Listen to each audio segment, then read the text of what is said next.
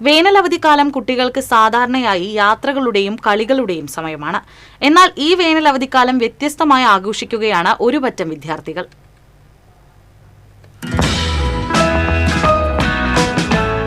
കളികൾക്കൊപ്പം ചെറിയൊരു വരുമാനവും ഒപ്പം പുതിയ ജീവിത പാഠങ്ങളും പഠിക്കാൻ തെരുവോരങ്ങളിൽ കൊച്ചുകടകൾ തുടങ്ങിയിരിക്കുകയാണ് കുട്ടിപ്പട്ടാളം. കത്തുന്ന വേനൽ ചൂടിനെ വകവയ്ക്കാതെ വഴിയരികിലെ കച്ചവടം പൊടിപൊടിക്കുകയാണ്.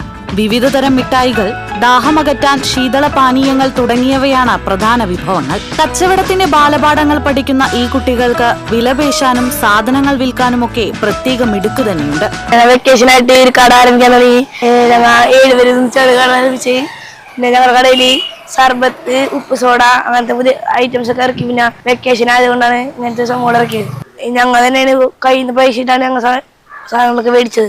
വലിയ കടകളിൽ നിന്നും സാധനങ്ങൾ വാങ്ങുന്നതിനേക്കാൾ കുട്ടികളിൽ നിന്ന് സാധനങ്ങൾ വാങ്ങാൻ യാത്രക്കാരും നാട്ടുകാരും ഏറെ താല്പര്യം കാണിക്കുന്നു. കുട്ടികളുടെ ഈ കൊച്ചു സംരംഭത്തിന് മികച്ച പ്രോത്സാഹനമാണ് ലഭിക്കുന്നത്. പണത്തിന്റെ മൂല്യം മനസ്സിലാക്കാനും അപരിചിതരോട് സംസാരിച്ച് ആശയവിനിമയ ശേഷി വർദ്ധിപ്പിക്കാനും ഇത്തരം അനുഭവങ്ങൾ കുട്ടികളെ സഹായിക്കുമെന്ന് രക്ഷിതാക്കളും പറയുന്നു. സുരക്ഷ ഉറപ്പാക്കി രക്ഷിതാക്കളുടെ പൂർണ്ണ പിന്തുണയോടെയാണ് പലയിടത്തും ഇത്തരം കച്ചവടങ്ങൾ നടക്കുന്നത്. ഏതൊരു വലിയ സംരംഭവും തുടങ്ങുന്നത് ചെറിയ ചുവടുകളിൽ നിന്നാണ്. അവധിക്കാലം വിശ്രമത്തിന്റേത് മാത്രമല്ല, ജീവിതം പഠിക്കാനുള്ളത് കൂടിയാണെന്ന് തെളിയിക്കുകയാണ് ഈ കുട്ടിക്കച്ചവടക്കാർ. TCV news, Kodungallur.